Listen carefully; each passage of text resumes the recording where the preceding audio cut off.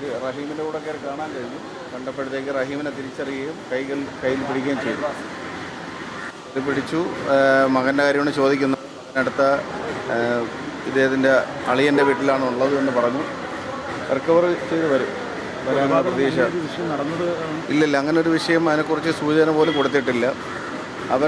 അവർ കൊടുത്ത സ്റ്റേറ്റ്മെൻറ്റ് അനുസരിച്ച് തന്നെയാണ് ഇപ്പോഴും പോകുന്നത്. അവർ കട്ടിലിൽ നിന്ന് വീണത് എന്നാണ് ആദ്യം കൊടുത്ത സ്റ്റേറ്റ്മെൻറ്റ്. ആ സ്റ്റേറ്റ്മെൻറ്റിൽ തന്നെയാണ് പോകുന്നത്.